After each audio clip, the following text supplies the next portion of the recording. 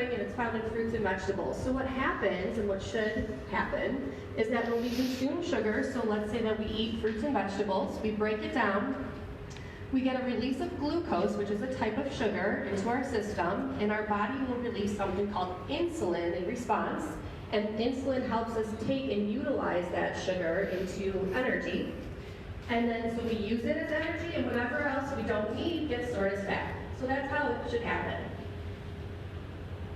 So if we ate sugar only in the form of fruits and veggies and the natural carbohydrates, would there be a problem with sugar? Probably not. And the reason for that is that sugar in fruits and vegetables and carbohydrates is always and usually bound with a lot of fiber as well as other vitamins and minerals. So when we eat sugar with fiber, we don't get this huge rush of sugar into our system because the fiber binds to it. So we have a slower and sustained release of sugar. The problem is with the added sugar. The added sugar is stripped of fiber, it's stripped of those vitamins and minerals, so it is essentially empty calories to us. We have no benefit when we eat added and extra sugar. Okay. So let's talk a little bit about sugar and cardiovascular disease. So everybody's probably heard about the sugar and the fat conundrum, right? Especially back in the 90s and even the early 2000s, everything was low fat. How many people remember buying all your low fat products, right? Or your special K bars that only have 100 calories and there's no fat in them, but then they have like 75 grams of sugar, right? Okay, well this all started back in the 1950s actually. President Eisenhower had a heart attack, and that really sparked public interest. And they said, hey, we want to know what's going on with cardiovascular disease. Is it because of fat, or is it because of sugar? So that sent the researchers out. And there was one researcher, Dr. Ancel Keys, and what he did was he went over to Italy, and he studied a population of people called an epidemiological study. And from the people that he looked at, he saw that people that had higher socioeconomic status had a higher amount of fat in their diet, and they had a higher amount of cardiovascular disease. And people of lower socioeconomic status had lower amounts of fat, and they didn't have as much cardiovascular disease. So what does that tell you? That right there is a correlation. So it doesn't really tell you much because they didn't look at any other factors. They just looked at that population and made that assumption from it, or that observation from it. So because people were so eager to find out what was going on because our president just had a heart attack, a lot of other researchers said, okay, we have the lead study here, let's continue on this path. So Ancel Keys did another study called the 7-year study, or the 7-country study. And he looked at, when he first started, he looked at 22 different countries.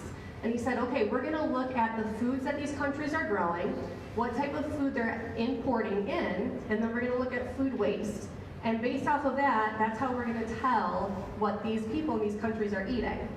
So he looked at 22, but the study is called the 7-country study, and that's because he picked 7 countries that fit within his hypothesis, right? So that's called cherry picking. So he has been highly, now people are kind of saying that's not good, that's not what it should be. So, but people from there in the media picked up on it, and that's kind of how we got into this whole fat causes heart disease mess. Because the Journal of the American Medical Association actually published a paper in 2015 called Sugar Industry and Coronary Heart Disease Research, a historical analysis of internal industry documents. They looked at internal reports, historical documents, statements relative to the debate about coronary heart disease and diet. And their conclusion was, together with other recent analyses of sugar industry documents, our findings suggest that industry sponsored a research program in the 1960s and 1970s that successfully cast doubt about the hazards of sucrose, which is a type of sugar, while promoting fat as the dietary culprit in coronary heart disease. So basically what that said is that we've known for a while that it really wasn't fat, and it was sugar that was kind of pushing, the sugar industry that was pushing this whole thought process. Furthermore, Harvard published something, I believe it was in 2016, sugar industry paid scientists at Harvard to say that studies linking sugar and coronary heart disease were limited. and that they should not be included when evaluating sugar and heart disease. So again, this is a little political here. We're being pushed about one thing because of these policies. So if you actually go back, and I just want to show you one little study, in 1965 in the Annals of Internal Medicine, what this study saw was that they said that glucose, which again is a type of sugar, is a better indicator of atherosclerosis or hardening of the arteries than serum cholesterol levels or hypertension or high blood pressure. They also linked sucrose intake to elevated triglycerides, and they said if elevated serum triglyceride levels were a risk factor of coronary heart disease, then sucrose must be atherogenic. So even back in the 60s, we knew that there was a connection to sugar and heart disease, but again, because of politics, right, we got pushed in this whole other way. So if we look at obesity, now we know that obesity is tied to cardiovascular disease. So here is 1960 to 1962, and you can see the obesity rates back then were pretty low. I don't know which way to go, maybe, yeah, go on this side. See this huge spike right here? This green arrow in the early 1980s, that's when the USDA came out with the recommendations that we should eat a low-fat diet. So when we started eating low-fat, what did we replace it with? Sugar, right? So then you see this huge jump in obesity, and it's been climbing ever since. Okay, so how exactly does sugar cause weight gain and obesity? And I just wanted to touch on this briefly because I feel like this is more or less more common knowledge than some of the other things that we're going to go over. But it's kind of like what I was talking about in the beginning. Now this says carbohydrate, and for the purposes of this talk tonight, I want to just ignore carbohydrate and just think sugar. So we have carbohydrate, or we have sugar consumption. Then we get that increase in blood sugar, increase in insulin, and because we have this increase in insulin, the excess blood sugar gets stored as fat, so increased body fat. Then our blood sugar drops, we have low energy and mood swings, and then we crave sugar again. So it's this vicious cycle, and we're going to talk more about why we get those cravings when we get to the confidence section. Okay, so sugar and liver disease. So again, there's different types of sugars, and one of them is called fructose. Fructose is the only sugar that gets metabolized or broken down in the liver. And some say it's as toxic to the liver as alcohol is. So fructose is going to be that primary sugar that's found in fruits, but remember when it's in fruits, it's paired with a lot of fiber, right? So you don't have a huge surge of fructose into your system, whereas if you were to eat high fructose corn syrup, which is 50% fructose, and there is no fiber in that, that all goes into your bloodstream at once. So again, even table sugar, even organic cane sugar, it's organic, it must be good, right? Nope, it's 50% fructose, so remember, and we'll talk about that later though. Okay, so NAFLD, non-alcoholic fatty liver disease. That is kind of an umbrella term for a number of different liver diseases, but what that means essentially is that there is an excess fat buildup in the liver. Non-alcoholic steatohepatitis, also known as NASH, is fatty liver and inflammation and scarring. And a fourth of people that have NASH will progress into non-alcoholic liver cirrhosis, basically that your liver is dying. So remember, look at the names. It's fatty liver, so it must be due to fat, right? Wrong. We're now thinking that it's largely got to be due to this fructose consumption. Because remember, fructose is the only sugar that gets metabolized in the liver. And when we eat large amounts of it, I mean, think about how many food products have high fructose corn syrup in them. A lot, right? When you eat a ton of it, your liver can't keep up, and like I said earlier, a lot of researchers say that fructose is as toxic to the liver as alcohol is. So we see, just like our obesity, just like that obesity graph that I just showed you guys, rates have doubled in NAFLD and in NASH since the 1980s when those guidelines, when the low-fat guidelines were in place because we had that increase in sugar. Okay, sugar in the brain. Can you guys all see this little graphic over here? Okay, well this is a girl and she's staring at a bag of candy and she thinks candy. And then in the picture over there to the right, she says, I shall have one piece. And then at the bottom, she ate the whole bag. How many of you guys have experienced that? I have numerous times, right? As a kid especially. So why does that happen? Well, there's actually chemistry behind this, neurochemistry behind this. So when we eat sugar, a neurotransmitter called dopamine gets released in an area of the brain called the nucleus accumbens. And dopamine is associated with pleasure and with reward and with feeling good. So what happens is when you have this continuous intake of sugar, those dopamine receptors, now your receptor is kind of like the lock and dopamine would be like the key, right? Those receptors lose their sensitivity. So in other words, you need a higher amount of sugar so you have more dopamine to activate those receptors. So it creates this vicious cycle in order to get the same effect. Sugar consumption leads to opioid release in the brain as well. So again, speaking to addictive behavior. And it also blocks something called the angiogenic oxytocin system. That system promotes satiety, or promotes that feeling of fullness that you get. That gets blocked when you have sugar consumption. So look at this vicious cycle right here with all this neurochemistry going on, right? You have high amounts of dopamine, but then your dopamine receptors aren't as sensitive, so you have to eat more sugar. You got the opioid release, again the addiction, and then you have the blockage of that system. In fact, people that go through drug withdrawals, opioid withdrawals, they often crave sugar. And that's called cross-reactivity, because when you go off one thing that you're addicted to, your brain, because you're utilizing the same pathways, is looking for something else that's going to light that pathway up. So that we often see that. One last thing about the brain. There's something called brain-derived neurotrophic factor, and this has to do with learning and memory. A lot of people refer to this as memory growth for the brain. We've seen that diets that have high amounts of sugar have low amounts of BDNF. And low BDNF is found in dementia and Alzheimer's and in depression, so a lot of people say that sugar can actually be one of the causative factors to those diseases. Okay, I just want to touch on this briefly. Advanced glycation end products, and this is out of order. I sent myself the wrong PowerPoint. Sorry about that. Okay, so advanced glycation end products, they're these toxic compounds that are the result of a non-enzymatic coupling of sugars with proteins. So basically what happens is that when you have excess sugar, it binds these proteins and it causes them to change their shape. So when you have a change in shape, you have a change in function. So because the function gets changed, these things can lead to increases in inflammation, antioxidant impairment, and mitochondrial dysfunction. Your mitochondria are what make energy in your body.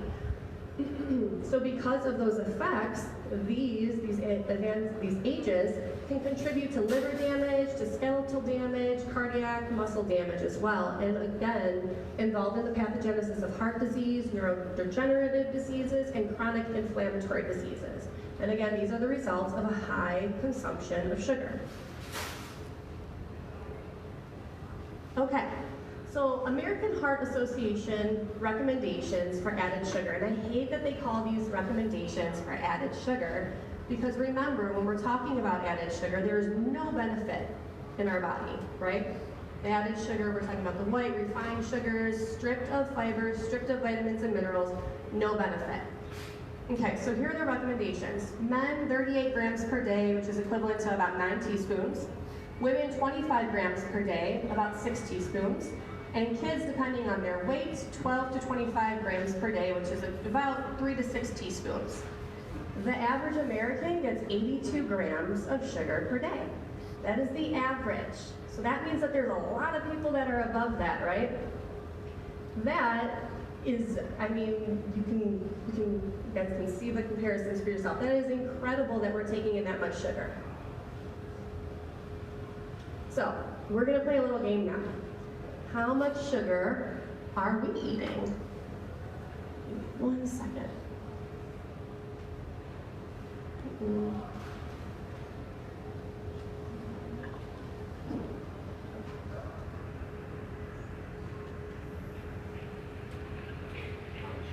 We hold this. We hold that. Yeah. Okay, so how much sugar are we eating? So we're gonna play a little game. We're gonna go through breakfast, lunch, snack, and dinner and dessert, okay? And we're gonna look at how much extra sugar or added sugar that we're getting in our diet. So, We've got breakfast first up. So here are our choices for breakfast. So what do you guys want to pick for breakfast to eat? Oh, this is not going. Sorry. You guys are looking at me like, what are you talking about? So it's coming up on there. Oh, you know what? I might have to go out of presentation mode.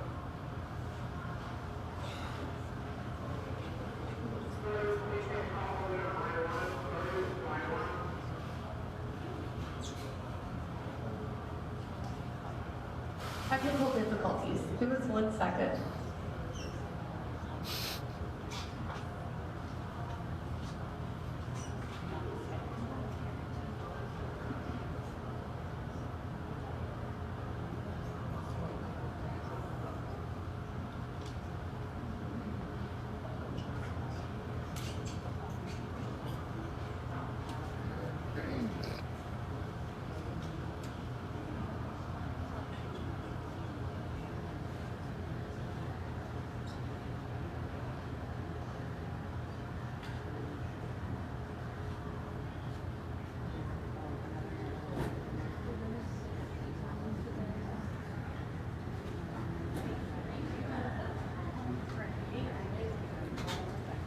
Okay. All right. This is the game we're playing. So, we get to pick whichever foods you guys want, and we're going to look at the added and processed sugar that's in them. So what do you guys want to have for breakfast? Bacon and eggs. All right. So that's an easy one, right? All right. So let's just see. So this is an omelet. I lied. This is an omelet, spinach, and Kraft Cracker Barrel extra sharp cheddar cheese. Okay. So we eat breakfast, 0 grams of sugar. So that would be a good sugar. But what do you guys think the typical American is eating? Pancakes? Okay. Okay. So let's do this. Let's do one of an adult and then we'll do one of a kid. Okay?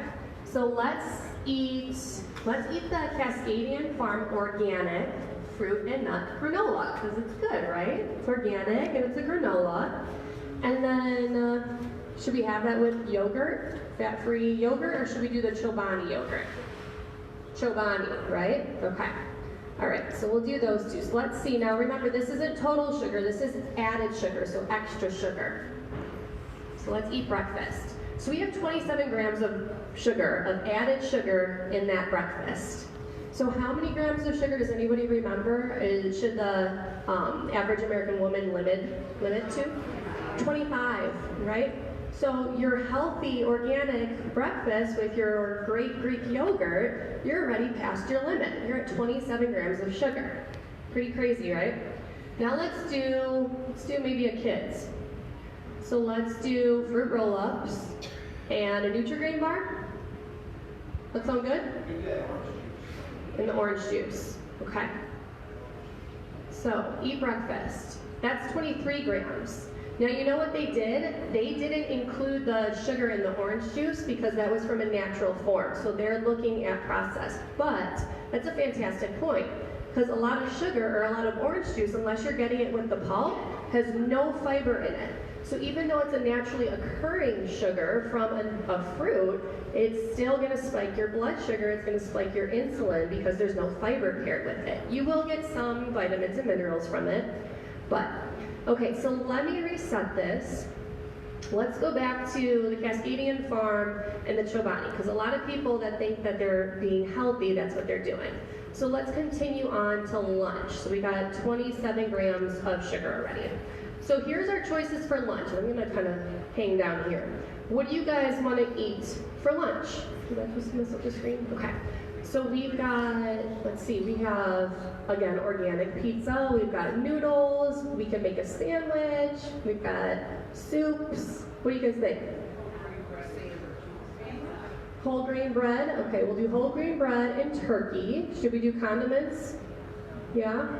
Okay, what about pickles? I like pickles. We'll do pickles. Pretzels. Let's do the pear halves. How many people here eat the canned fruit? Anybody? No? Oh, you guys are good. I always get someone on that. Okay, so we know that the apple's probably not going to have much, right? Because it's the fruit. Let's just do this one just to see what it would be. And this is a light pear half, okay? Should we have anything as a drink? Snapple, Coke? Diet Coke? Okay. Okay, we'll do Diet Coke, and then we'll reset this and we'll do one of the other beverages, because I want you guys to think, you guys are obviously all probably pretty conscious about sugar if you're here tonight.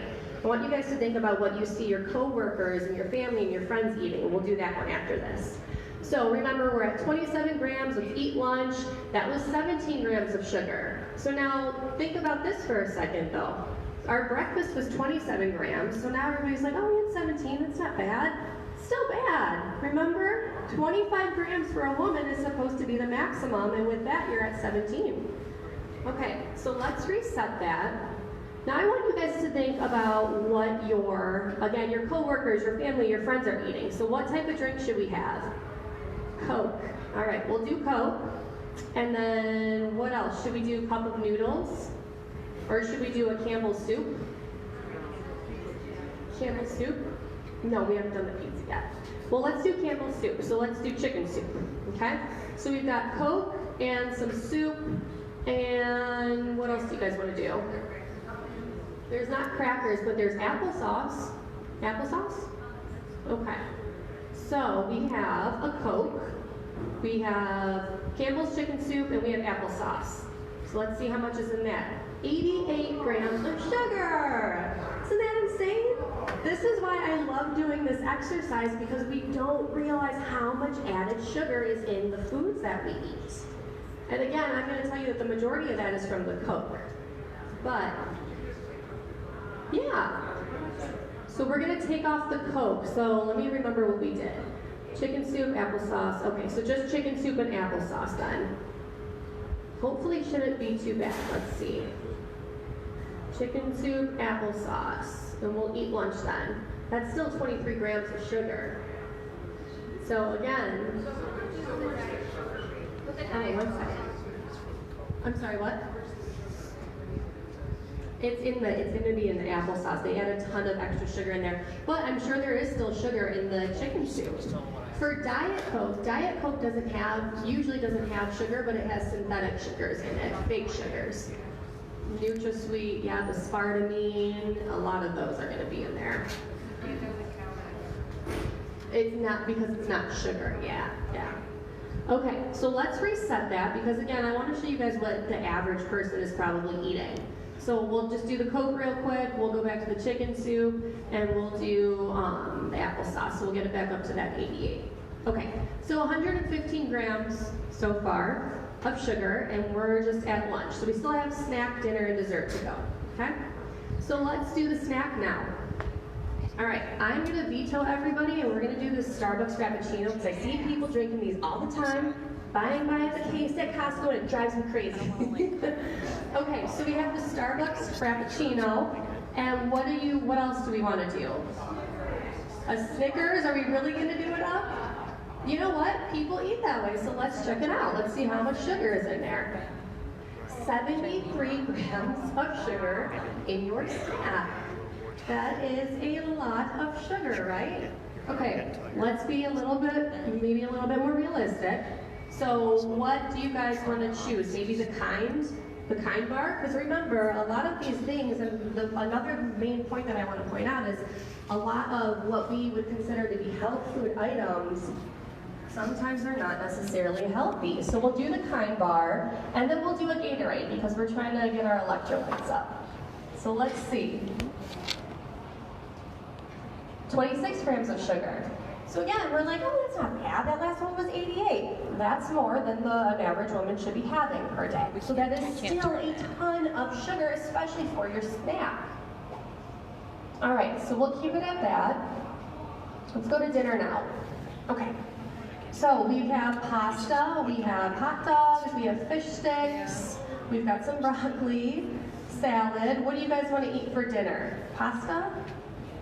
Yeah? Okay, let's do pasta, and are we Prego or are we a Barilla crowd? Prego, okay. All right. Okay, so we have pasta, and then what else do you guys want to do? Maybe a salad? Okay, and we'll do dressing.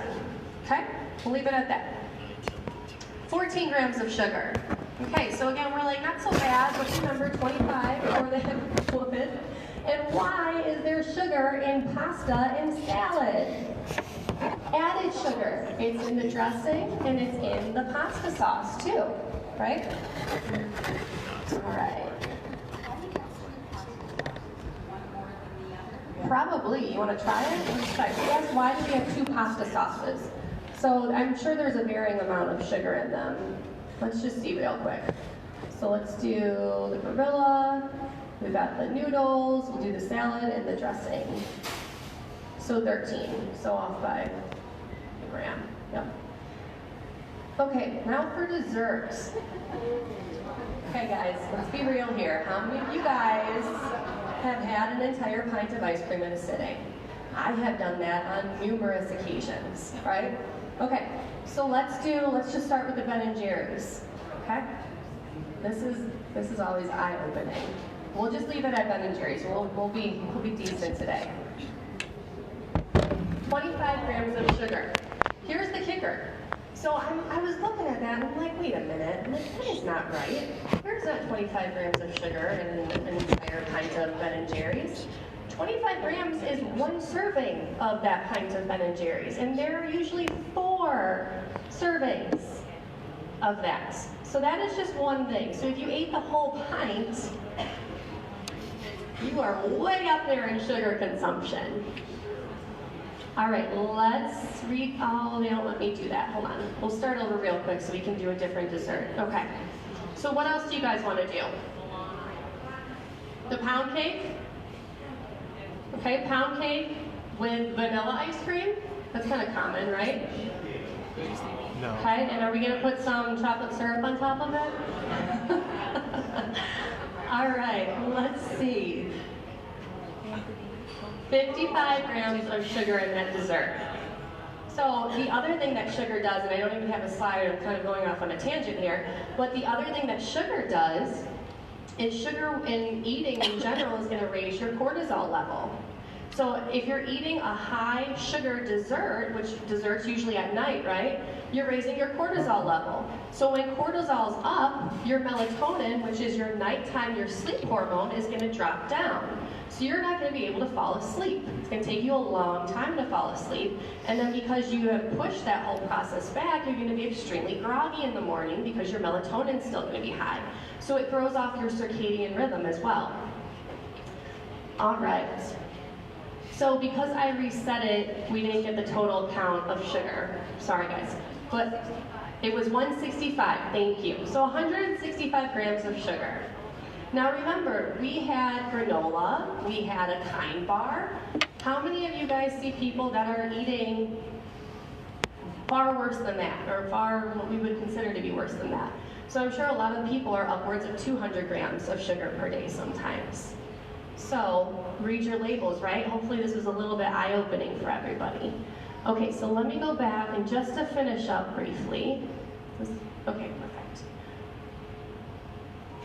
Okay, so let's see here. Oh, current slide. Did I mess it up? Oh, here we go. Okay, perfect. All right, so different names of sugar. So when you're reading your labels, and I just want to touch on this briefly, these are all different types of sugars that you're going to see on your labels. So corn sweetener, corn syrup, dextrose, fructose, glucose, high fructose corn syrup, lactose, maltose, sucrose, raw sugar. Those are all sugars. And then you have your brown sugar, you have your honey, you have your molasses, you have your maple syrup. Those are still sugars, but those at least have some vitamins and minerals in them. So if I'm gonna bake something, especially like I just had my daughter's birthday, so I made her a birthday cake, and I used maple syrup instead. It's still sugar, so we're still gonna be getting some of those effects, but at least there's something, we're getting some type of benefit from it by adding in those vitamins and minerals. The other thing that I want to point out and say is that when people say, oh, I'm making a healthy dessert, and they'll use something like honey or something like maple syrup, then they think because it's healthy that they can eat the entire serving of it. You should not do that. Again, it is still sugar. You're still getting some vitamins and minerals from it, but you still should eat the appropriate amounts so that you're limiting some of those effects. And I just wanted to touch briefly on how we write the labels. Okay, so this was the original label.